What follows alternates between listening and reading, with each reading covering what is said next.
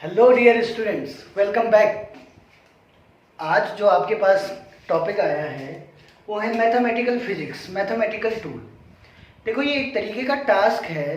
जब एक बायो का स्टूडेंट कहता है कि नहीं मेरे पास मैथमेटिक्स नहीं है, तो मुझे हो सकता है कि कुछ पॉइंट्स में थोड़ा सा क्या कह सकते हैं, आपकी डिस्क्रिमिनेशन टर्म आ जाती है। बायो वाले को लगता है कि नहीं हम नहीं कर सकते, लेकिन आपको पता होना चाहिए कि ये आपके पास बेसिक टूल है। इसमें कोई स्ट्रीम वाइज सिलेक्शन नहीं हो रखा है। कोई ऐसा नहीं है कि बायो स्ट्रीम का स्टूडेंट नहीं कर सकता है, मैथ्स वाला कर सकता है। देखो, जो मेहनत करेगा वो कर पाएगा, आइदर मैथमेटिक्स और बायो, राइट। तो आप लोगों को ध्यान देना है, आज के टॉपिक्स में हम कुछ पॉइंट्स डिस्कस करेंगे इसमें से, और कुछ फॉर्मूले जो भी हमारे पास गिवन है, जो हमें अप्लाइड फॉर्म में, जो फिजिक्स में हमें क्या करना पड़ता है, फ्रिक्वेंटली यूज करने पड़ते हैं, उन फॉर्मूलों के बारे में हम डिस्कशन करेंगे आज। ठीक है, तो देखिए, सबसे पहले अगर बात करते हैं तो अलजेब्रा। ठीक है, अलजेब्रा में नॉर्मल क्या है आपके पास। देखो, अलजेब्रा हो गया, ट्रिग्नोमेट्री हो गया, ये आपको ऑलरेडी पता है कि क्या हो सकता है। अगर आपके पास इक्वेशंस हैं तो उनके सॉल्यूशंस क्या हैं, उस तरीके के क्वेश्चंस किसमें, देखो उस तरीके का जो फॉर्मेट होता है वो अलजेब्रा से आता है। सपोज आप लेके चलिए, एक कॉमन सा बेसिक सा फॉर्मूला आपके पास होता है जो आपको पता होता है, a plus b whole square, a square plus b square plus 2ab, right. ऐसे ही आपके पास क्यूब में भी फॉर्मूला होता है। हो सकता है कि आपके पास कुछ इस तरीके का भी हो कि फैक्टराइजेशन, ठीक है, फैक्टर्स बनाने हो, B square plus minus 4ac, या फिर आप क्या श्रीधराचार्य रूल, कुछ भी आप इससे रिलेटेड आपके पास क्वेश्चन आ सकते हैं। लेकिन जब हम 11th और 12th की बात करते हैं तो हम इतने ही पोर्शन पे कन्फाइंडेड रहेंगे जितना हमें यूज में चाहिए, जितना हमारे काम का है हम उसे ही डिस्कस करेंगे। ठीक है, तो अलजेब्रा में आपके पास नॉर्मल क्या हो गया, इक्वेशंस हो गई, ठीक है, फॉर्मूले हो गए, एक्सपेंशंस हो गए, ये आपको पता होना चाहिए, तो इसे मैं डिस्कस नहीं करूंगा। दूसरा आपके पास ट्रिग्नोमेट्री। ठीक है, ट्रिग्नोमेट्री अगर आप अपनी फिजिक्स की कोई सी भी बुक उठा के देख लीजिए, उसमें स्टार्टिंग में जो पोर्शन आपके पास मैथमेटिकल फिजिक्स के नाम से होता है या फिर मैथमेटिकल टूल्स के नाम से होता है, ठीक है, तो उसके अंदर आपको सारे फॉर्मूले मिल जाएंगे। अगर आप sine square plus cos square theta, sine square theta plus cos square theta is equal to 1, इस तरीके से। या फिर आप कह सकते हो कि आपके पास क्या है, थोड़ा सा ट्रिग्नोमेट्री देख लेते हैं हम। ठीक है, देखिएगा, अगर हम ट्रिग्नोमेट्री की बात कर रहे हैं, हमारे पास क्या है, सपोज हमने क्या कर दिया, एक राइट एंगल ट्रायंगल कंसीडर कर दिया। ठीक है, इसकी साइड से हमारे तो ये वर्टिसेस है a b and c, and this is what 90 degree right angle. अब हमें से ध्यान दीजिए, जहां पे ये हमारे पास 90 डिग्री का एंगल बन रहा है, इसके सामने वाली साइड को क्या कह सकते हैं हम, हाइपोटेन्यूज, एच से हमने इसे रिप्रेजेंट कर दिया। ठीक है, अगर हम बात करते हैं इस बेस की, ठीक है, तो जो ये वाला पोर्शन होता है BC, ये क्या हो जाता है हमारे पास base, and this is what perpendicular. तो आपको पता लग गया, एक राइट एंगल में अगर हम बात करें तो ये क्या है हमारे पास, राइट एंगल, ये क्या है हमारे पास, base, and this is what hypotenuse. तो आपके पास ये तीन चीजें हैं, तो नॉर्मली इनसे ही फॉर्मूले बने हुए हैं हमारे पास। ठीक है, फॉर्मूले किस तरीके से बने हुए हैं, देखो, अगर आप ट्रिग्नोमेट्रिक फंक्शंस की बात करें, देखो जो ये ट्रिग्नोमेट्रिक फंक्शंस हैं आपके पास, ये ऐसा नहीं है कि आपने नॉर्मली बोल दिया साइन थीटा या कॉस थीटा, टेन थीटा। ये अपने आप में क्या है कि अगर आप बात करते हैं, सपोज मैंने लिख दिया, ये आपके पास क्या है, this is sine theta, this is cos theta, this is tan theta. जो बेसिक टर्म्स से हम स्टार्टिंग कर रहे हैं, तो आपके पास, आपको पता है कि जो साइन थीटा होता है वो क्या होता है हमारे पास, थोड़ा सा रिमाइंड करिए, साइन थीटा क्या होता है आपके पास इनकी टर्म्स में, परपेंडिकुलर अपॉन हाइपोटेन्यूज। तो आप यहां से क्या कह सकते हो, P ओवर H, या फिर आप क्या कह सकते हो इसे, AB ओवर AC। ठीक है, तो ये आपके पास एक क्या नॉर्मली एक फॉर्मूला बन गया है। अगर आप कॉस थीटा की बात की जाए तो कॉस थीटा क्या हो जाता है आपके पास, बेस अपॉन हाइपोटेन्यूज, तो ये क्या हो गया B अपॉन H, और इसे क्या कह सकते हैं आप, BC ओवर AC, राइट। अगर आप टेन थीटा की बात करते हो तो आपके पास क्या हो जाएगा, परपेंडिकुलर अपॉन, ठीक है, परपेंडिकुलर अपॉन क्या हो जाएगा, बेस B। तो आपके पास P क्या है आपके पास, AB और आपके पास बेस क्या है, आपके पास BC। तो आप क्या कह सकते हो, आपके पास ये फॉर्मूले बन गए हैं साइन थीटा, कॉस थीटा और टेन थीटा के रेस्पेक्ट में, ठीक है। तो ये नॉर्मल आपको जो एक समरी है ये पता होनी चाहिए कि अच्छा ये इस तरीके से है, ठीक है। अगर मैं इन दोनों साइड्स का AB और AC साइड का जो AB और AC साइड का जो रेशियो आ रहा है वो किस ट्रिग्नोमेट्रिक फंक्शन के बराबर है, साइन थीटा के। अगर मैं बात करता हूं कि ये जो हमारे पास ये वाली साइड है BC और ये वाली साइड है AC, इन दोनों का जो रेशियो आ रहा है वो किसके इक्वल है, कॉस थीटा के इक्वल है। अगर हम बात करते हैं किसकी, AB और BC की, ये दोनों जो एक दूसरे के परपेंडिकुलर है इनका रेशियो आ रहा है, तो ये किसके इक्वल आ रहा है, टेन थीटा के इक्वल आ रहा है।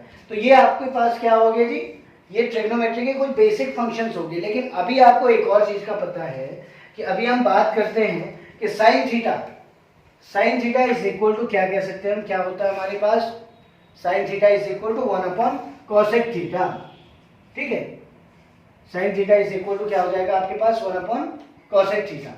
अब देखो थीटा एंगल की तो हम बात कर रहे हैं, ये तो हमारे पास क्या हो गया 90 डिग्री। तो ये वाला क्या, कौन से एंगल की बात कर रहे हैं हम, इस एंगल की बात कर रहे हैं। क्यों, क्योंकि इस एंगल का जो ये बेस है हमारे पास, इसे हमने बेस कह दिया। तो ये वाली लाइन जा रही है इसमें, ठीक है, ये वाली साइड है, इसे हमने क्या कह दिया, हाइपोटेन्यूस कह दिया। तो इस तरीके से आप क्या कह सकते हो, इस थीटा एंगल के लिए जो भी वेरिएशन होगा P, H एंड B में, उसे हम क्या कर सकते हैं, ट्रिग्नोमेट्रिक फंक्शंस के फॉर्म में एक्सप्रेस कर सकते हैं। तो sine theta is equal to 1 upon cosec theta हो गया।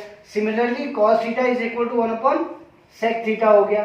And tan theta is equal to क्या हो गया आपके पास, 1 अपॉन कॉट थीटा हो गया, ठीक है। तो ये आपके पास नॉर्मली क्या है, ट्रिग्नोमेट्रिक फंक्शंस हैं। देखो टेन थीटा की वैल्यू एक और होती है हमारे पास, tan theta is equal to होता है sine theta over cos theta, ठीक है। तो टेन थीटा की वैल्यू क्या हो सकती है दोबारा, sine theta upon cos theta. तो ये क्या है हमारे पास, बेसिक फॉर्मूलाज है, ठीक है। इन फॉर्मूले के बेसिस पे हम क्या करते हैं, कहीं भी हमें रिक्वायरमेंट हो फिजिक्स में तो इनकी वैल्यूज के अकॉर्डिंग जो सॉल्यूशंस निकल रहे हैं उन्हें हम प्लेस करते हैं। तो ये था बेसिक किसके लिए, आपके पास ट्रिग्नोमेट्रिक फंक्शंस के लिए। ट्रिग्नोमेट्रिक फंक्शंस एक्चुअल में किस फॉर्म में लिए जा रहे हैं, जब एंगुलर चेंज आ रहा है कहीं, ठीक है, तो उस केस में आपके पास क्या आ रहा है, ट्रिग्नोमेट्रिक फंक्शंस आ रहे हैं। अब दूसरा पॉइंट बनता है आपके पास, जो जिसके लिए ये सेशन रखा हुआ है, डिफरेंशिएशन एंड इंटीग्रेशन। देखो दो टर्म है आपके पास, डिफरेंशिएशन एंड इंटीग्रेशन। अब इन दोनों का मीनिंग क्या है, सबसे पहले तो हमें क्या करना है, मीनिंग जानना है, ठीक है। मीनिंग क्या है, हो सकता है देखो अगर मैं डिफरेंशिएशन की बात करूं, फर्स्ट पॉइंट अगर मैं बात कर रहा हूं किसकी, डिफरेंशिएशन की, दोबारा मैं बात करूंगा किसकी, इंटीग्रेशन की। तो आज का जो लेक्चर होगा हमारे पास वो केवल डिफरेंशिएशन का होगा, ठीक है। इसमें भी जितना हम कवर कर सकते हैं उतना कवर करेंगे। नेक्स्ट आपके पास इंटीग्रेशन नेक्स्ट लेक्चर में होगा।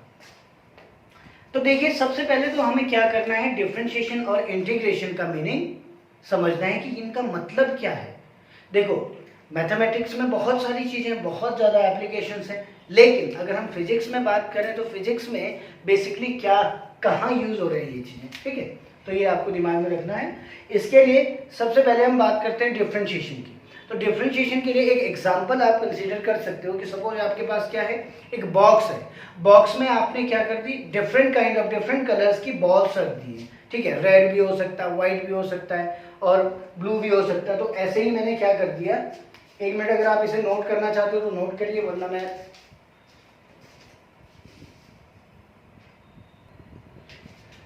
देखिए डिफरेंशिएशन के लिए देखो ये कोई ऐसा एग्जांपल नहीं है, ये मैंने खुद से क्रिएट किया हुआ है, तो आप इस तरीके से समझिए, ठीक है। कोई ऐसा बुक का एग्जांपल नहीं है ये जिसे आप ढूंढते रह जाओ। तो ये हमारे पास एक बॉक्स है, एक मशीन है, इलेक्ट्रॉनिक मशीन है ये। इसके अंदर हमारे पास सपोज 3 कलर्स की यहाँ पे क्या है, बॉल्स है इस मशीन के अंदर। ये एक हैंडल है, कंप्यूटराइज हैंडल है, जहाँ पे आपके पास डिस्प्ले बना हुआ है। आप क्या करते हैं, इस डिस्प्ले में आपने क्या करा, जो भी आपको एंट्रीज करनी है आपने इस डिस्प्ले में एंट्री करी। जैसे ही आप इस हैंडल को डाउन करोगे तो उसी हिसाब से यहाँ से बॉल क्या आ जाएगी, आउट हो जाएगी। तो आपने क्या करा, देखो ये क्यों समझा रहा हूँ मैं, डिफरेंशिएशन टर्म को समझाने के लिए मैंने ये चीज बनाई है। तो डिफरेंशिएशन टर्म में क्या है आपके पास, अगर आपके पास एक बॉक्स है, उसमें आपने कहा कि 3 कलर की आपके पास बॉल्स हैं, उन बॉल्स को आपने मशीन को ऑर्डर दिया, कमांड दी कि मेरे को रेड कलर की बॉल चाहिए और इसकी कंडीशन ये है कि 1 शॉट में ये केवल एक बॉल निकालेगा, ठीक है। तो इसने क्या कर दिया, आपने यहाँ कमांड दी, इस हैंडल को पुल आउट किया जिससे कि आपके पास एक कलर की बॉल बाहर निकल गई। अब दूसरा कमांड आप क्या करोगे कि अगर आपने उसी बॉल के लिए दोबारा कमांड दी तो वही कलर की बॉल आपके पास बाहर आ जाएगी। कुछ फंक्शनिंग है इसके अंदर, ठीक है। तो ऐसे ही डिफरेंशिएशन क्या होता है कि अगर आपके पास बल्क में कोई फंक्शन है, आप फंक्शन के अंदर बल्क में कोई वेरिएबल्स है, आपने क्या कर दिया, उस फंक्शन में से एक एक करके वेरिएबल्स को कम करना शुरू करा, मतलब छटनी करनी शुरू कर दिया, आपने सेग्रीगेशन करना स्टार्ट कर दिया, उसे कहते हैं डिफरेंशिएशन। डिफरेंशिएशन मतलब ये डिफरेंशिएशन, अगर ये ऑपरेटर डिफरेंशिएशन है, इसे ऑपरेटर नाम दे देता हूं मैं, इसे एक बार ऑपरेट करने पे यहाँ पे फंक्शन, ये पूरा फंक्शन मान लो, इस फंक्शन में एक की कमी हो जाती है तो उसे क्या कह देते हैं हम, डिफरेंशिएशन। मतलब डिफरेंशिएशन क्या है, हर एक फंक्शन को अलग अलग करना है। फॉर एग्जांपल यहाँ देखिए आपके पास फॉर्मूला नंबर 1 बात करता हूँ मैं, ठीक है। फर्स्ट फॉर्मूला है आपके पास डिफरेंशिएशन से, उसके बाद हम इसके साथ रिलेट करेंगे उसे। तो उसमें क्या हो जाएगा, suppose y is equal to x to the power n है। मैंने कह दिया कि यहाँ पे ये बॉल को शो कर रहा है और y is equal to x to the power n, मतलब n नंबर ऑफ बॉल्स इसके अंदर हैं, ठीक है। अब आपने क्या कह दिया कि जो डिफरेंशिएशन होता है, डिफरेंशिएशन के लिए एक ऑपरेटर यूज होता है, ऑपरेटर को कमांड दी जाती है कि ऑपरेटर कौन इस फंक्शन के अंदर का कौन सा वेरिएबल बाहर करेगा। जैसे कि आपने इसे ऑपरेटर कह दिया, अब आपके पास ये, अगर आप इसे एक नॉर्मल गेम की तरह देखें तो ये आपके पास क्या हो गया, ऑपरेटर हो गया, ठीक है। तो आजकल बहुत सारे डिजिटल गेम्स आ रहे हैं, उसमें आपको पता है कि आप कमांड दे देते हो, उस हिसाब से आपके पास वो एक्शन करना शुरू कर लेता है, ठीक है। अगर आपने किसी राइफल को, किसी गन को ही अगर चूज किया हुआ है तो जिस गन को आप चूज करोगे उसी से आप क्या कर सकते हो, फायर कर सकते हो। तो ऐसे ही आपके पास ये सिस्टम है। तो वो क्या हो गया आपके पास, अगर आपके पास गन है तो गन से आप फायर कर रहे हो, तो वो किसका काम कर रहा है, ऑपरेटर का काम कर रहा है। तो ये ऑपरेटर है। अब आपने इस ऑपरेटर को कह दिया है, इसमें जो भी डाटा एंट्री करनी थी आपने उसके हिसाब से कह दिया कि मेरे को ये एक्स वाली बॉल चाहिए। सपोज इसके साथ वाई भी रही होगी कोई, लेकिन सपोज उसके साथ जेड भी रही होगी। तो मतलब इस बॉक्स के अंदर देखो, ये इसे मैं जेड कह देता हूँ, इसे मैंने ए कह दे दिया, बहुत सारी चीजें हैं। सपोज इस बॉक्स के अंदर, इस बॉक्स को मैंने नाम दे दिया वाई। इस बॉक्स के अंदर हमारे पास इतनी सारी चीजें हैं, ठीक है।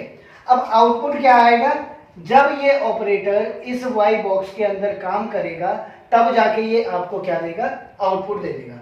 तो आउटपुट क्या होता है, देखिए अगर मैं बात करूं इसमें कि डिफरेंशिएशन करना हमने इस इक्वेशन का, अभी हमारे पास हमने कहा इसमें बहुत सारी बॉल्स हैं, मैं उन्हें मेंशन नहीं कर रहा हूं, मेरे को केवल एक्स वाली बॉल या फिर रेड कलर की बॉल ही क्या करनी है, आउट करनी है। तो मेरे को एक बार ऑपरेटर को पुल करना पड़ेगा जिससे कि मेरे पास एक रेड बॉल बाहर आ जाए। तो इस पूरे सिस्टम में से एक चीज बाहर निकल जाती है, तो ये आपके पास क्या बच जाएगा, जो रिमेनिंग होगा उसे हम डिफरेंशिएशन कह सकते हैं। देखिए कैसे, अभी समझेंगे आप लोग। अब इसने बोल दिया कि आपको क्या करना है, रेड वाली बॉल मतलब एक्स वाली ही बॉल बाहर करनी है। तो आपने इस पे एक ऑपरेटर लगा दिया D by d x. Now D by D, here D by d x showing that, ये क्या शो कर रहा है आपके पास, ये शो कर रहा है कि मैं इस फंक्शन के अंदर से केवल x को एक बारी में बाहर निकाल दूंगा। बाहर निकाल दूंगा मतलब कम कर दूंगा, ठीक है। तो d by d x of y, जो ये आपके पास फंक्शन दिया हुआ था, तो d by d x of y is equal to क्या कह सकते हैं आप, भाई यही चीज जब आपने ये यहाँ अप्लाई करी होगी तो ये इसके इंटरनल सिस्टम में भी कहीं अप्लाई हुई होगी। तो आपने क्या कह दिया कि d by d x of y की वैल्यू ऊपर क्या दिया आपके पास, x to the power n, ठीक है। अब इसने क्या कहा जी, जब ऑपरेटर हो रहा है तो एक फंक्शन आउट हो जा रहा है। अब यहाँ पहले n था, अब n में से इस एक माइनस हो जाएगा तो क्या बचेगा हमारे पास, n माइनस 1, मतलब एक बॉल निकल चुकी है। अब इसके अंदर जो रिमेनिंग टर्म है उसने यहाँ पे इंडिकेट कर दिया कि जी इसके अंदर इतनी बॉल्स बची हुई हैं। ऐसे ही d by d x of y, मतलब इसे मैं एक साथ लिखना चाहूँ तो d y by d x भी लिख सकता हूँ। D y by d x is equal to क्या हो जाएगा, देखो जो फॉर्मूला है उसके हिसाब से क्या हो जाएगा, n आगे आ जाता है x। अब इस जो फंक्शनिंग मैंने आपके पास शो की है उसके हिसाब से क्या होना चाहिए, n माइनस 1। तो ये फॉर्मूला हो गया किसका, जब y इज इक्वल टू आपके पास x to the power n हो, एक बारी अगर आप वन टाइम अगर आप डिफरेंशिएट कर रहे हो तो आपके पास जो रिमेनिंग टर्म हो जाएगी वो क्या हो जाएगी, पहले वाली टर्म में से एक टर्म और कम हो जाएगी, तो आप कह सकते हो कि x to the power n minus one. For example अगर हम मैथमेटिकल टूल्स पे आके अब फिजिक्स का में एक क्वेश्चन सपोज सॉल्व करते हैं, हमने कह दिया कि क्वेश्चन क्या है आपके पास, y is equal to x to the power three. जब y is equal to x to the power three है तो उस केस में इन्होंने क्या बोला कि इस इक्वेशन को आपको क्या करना है, डिफरेंशिएट करना है, तो आपके पास क्या बन जाएगा, dy ओवर dx, x के रेस्पेक्ट में, मतलब यही वाला फंक्शन आउट करना है, दूसरा फंक्शन नहीं आउट करना है आपको। dy by dx is equal to, दूसरा क्या हो जाएगा आपके पास, dy dx ऑफ, आपने y की वैल्यू पुट करी तो x to the power three.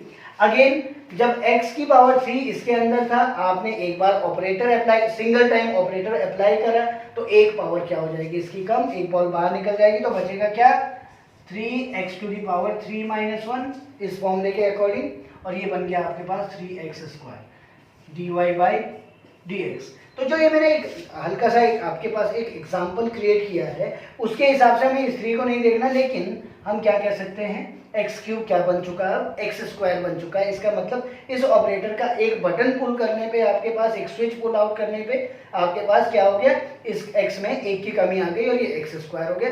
तो ये फिजिकल सिग्निफिकेंस शो करने के लिए था इसका कि डिफरेंशिएशन, वरना तो नॉर्मल फॉर्मूला आप क्या एक लाइन में लिख सकते हो, x to the power n y is equal to x to the power n को आपने डिफरेंशिएट कर दिया तो ये आपके पास क्या हो जाएगा, जी d y by d x n x to the power n minus one.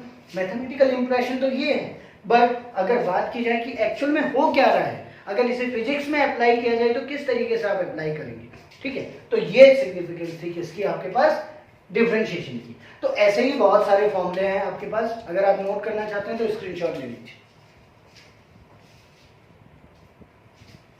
देखिए जिस तरीके से आपके पास फर्स्ट फॉर्मूला था, सेकंड फॉर्मूले की बात करते हैं कि if y is equal to c x to the power n है। अब यहाँ पे जो ये c है ये क्या है आपके पास, कोई भी कांस्टेंट है।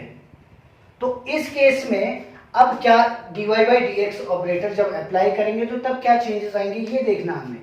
तो dy by d x is equal to, देखो कभी भी हो, देखो y की वैल्यू पुट करनी पड़ेगी हमें, तो d by d x of y c x to the power n।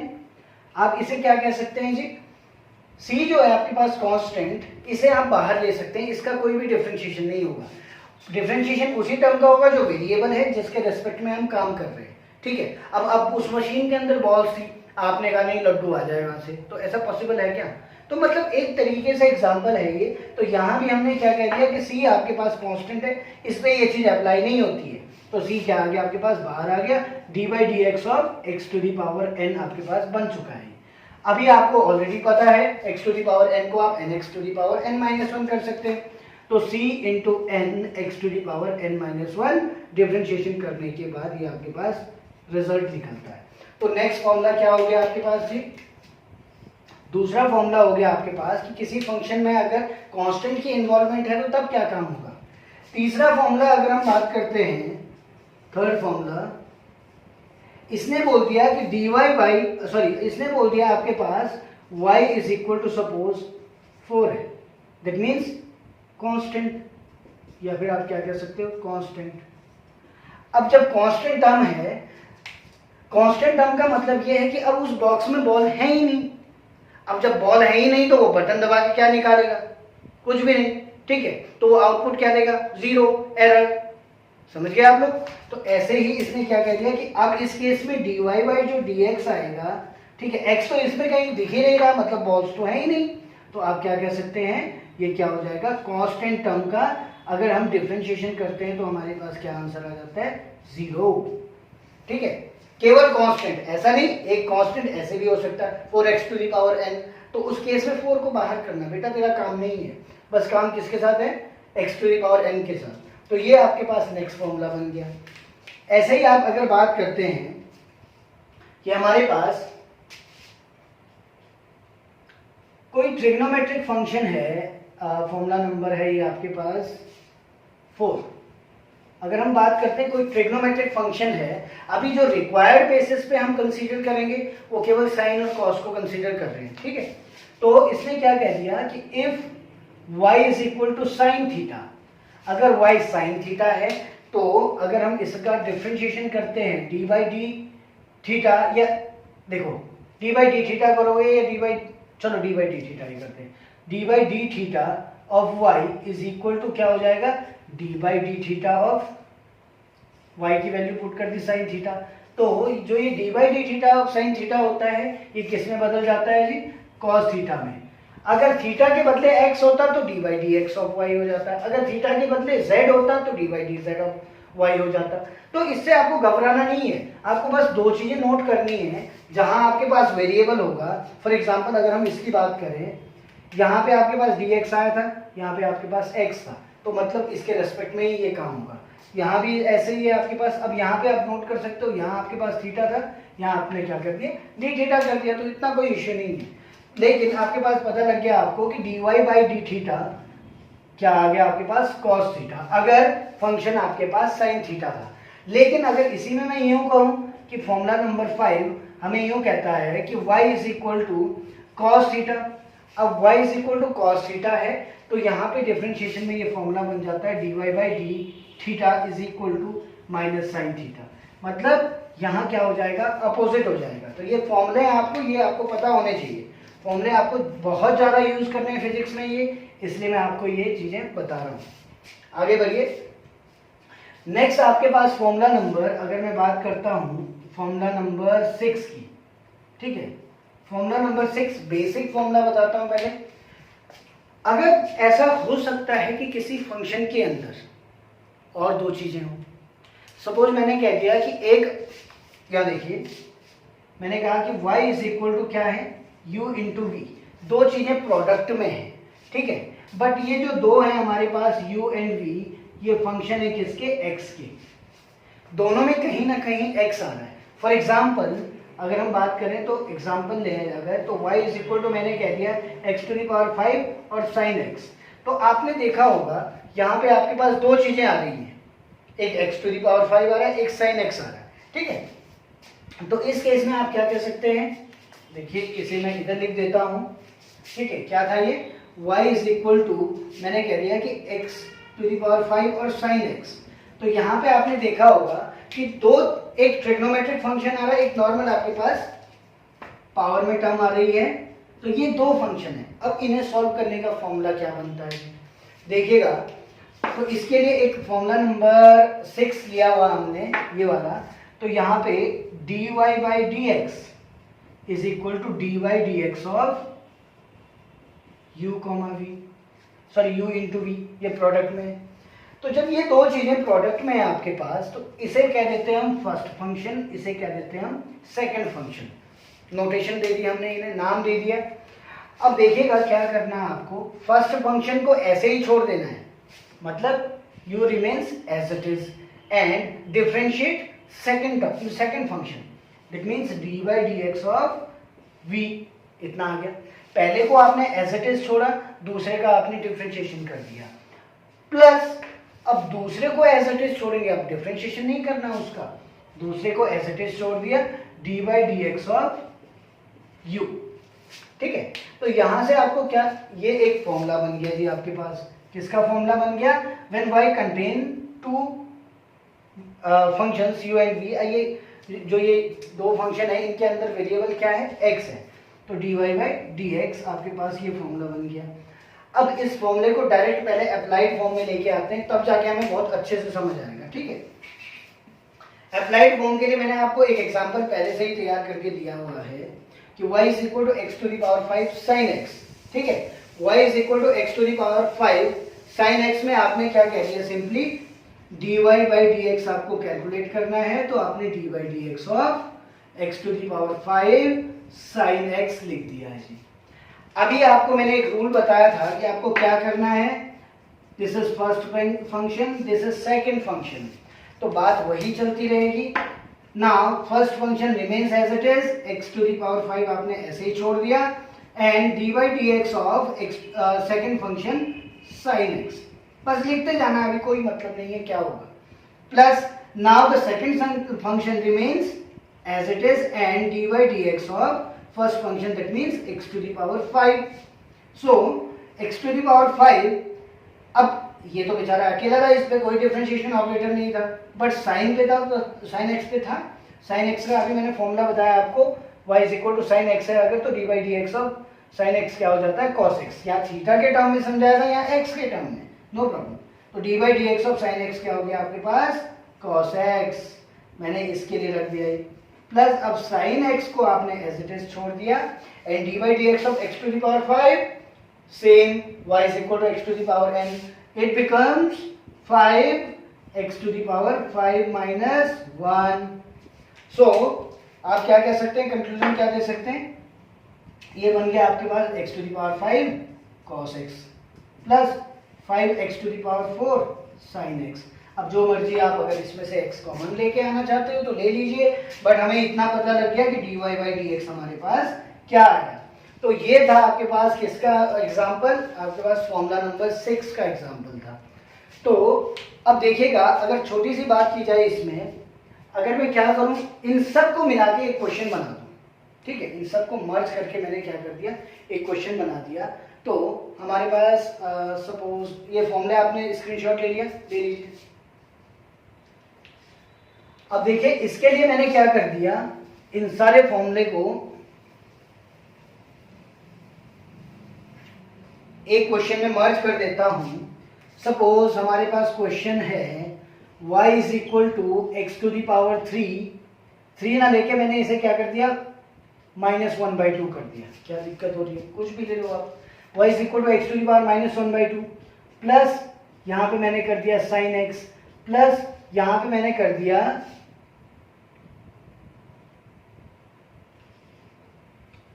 Sign, इसे normal x to the power 4 sine x, plus मैंने यहाँ पे लिख दिया 10। अब फंक्शन हमारे पास कुछ इस तरीके का है और हमें क्या करना है, इसे डिफरेंशिएट करना है dy ओवर dx। तो आप क्या कह सकते हो, dy ओवर dx में देखो हमेशा एक चीज ध्यान रखिए आप कि फंक्शन के अंदर एडिशन और सब्ट्रैक्शन अगर चल रहा हो तो dy dx या व्हाटएवर जो भी आपके पास डिफरेंशिएशन ऑपरेटर है वो किस तरीके से आपके पास काम करेगा, वो सब पे अलग अलग जाके उसी तरीके से ऑपरेट होना स्टार्ट हो जाएगा। जैसे कि देखिए dy dx गया, इस फंक्शन में अंदर गया, आपके पास क्या था, x टू दी पावर -1/2 था, तो इस पे ऑपरेट हो गया। फिर अंदर इसमें सेट हुआ dy dx as it is किस पे ऑपरेट हो गया जी, sin x पे ऑपरेट हो गया, ठीक है। प्लस ऐसे ही इसने एंट्री की dy dx किस पे ऑपरेट हो गया, x to the power 4 sin x पे ऑपरेट हो गया, plus dy dx as it is निकला और किस पे ऑपरेट हो गया, 10 पे ऑपरेट हो गया। तो यहाँ देखा आपने कि जो ये dy dx है ये हर एक फंक्शन के साथ बराबर, अगर यहाँ प्लस है अगर यहाँ माइनस भी होता तो बराबर ऑपरेट होता। बस फॉर्मूला कब बना, जब ये प्रोडक्ट में है, ये जब फिर डिवीजन में होगा, जो नेक्स्ट वाले में कराऊंगा मैं आपको, ठीक है। तो आप क्या कह सकते हैं, dy dx of x to the power -1/2, कोई सी भी पावर हो उस पे नहीं जाना आपने, बस फॉर्मूला जो x to the power n वाला दिया हुआ था ये आपके लिए अभी n है कंप्लीट, तो -1/2 आपने आगे ले लिया और x टू द पावर -1/2 -1, ठीक है। साइन x का क्या हो जाएगा आपके पास, cos x, और ये वाला आप लोग सॉल्व करेंगे again first function second function. But अगर इसकी बात करें, ये वाला तो आपके पास ये आ गया, बट इसकी बात करें dy dx ऑफ 10, मैंने बोला था आपको कि अगर कोई भी कांस्टेंट है उस केस में डिफरेंशिएशन आपके पास क्या हो जाएगा, 0, तो प्लस ये चीज 0 आ गई। अब इसे सॉल्व करने की बात आती है हमारे पास, तो ये जैसा सॉल्व हो रहा है उसे वैसा ही सॉल्व करना है, एडिशनल कोई माइंड नहीं लगाना आपको। -1/2, ये -1/2 -1 -3/2 हो जाएगा, ठीक है जी। तो इस तरीके से आपके पास डिफरेंशिएशन के क्वेश्चंस होते हैं।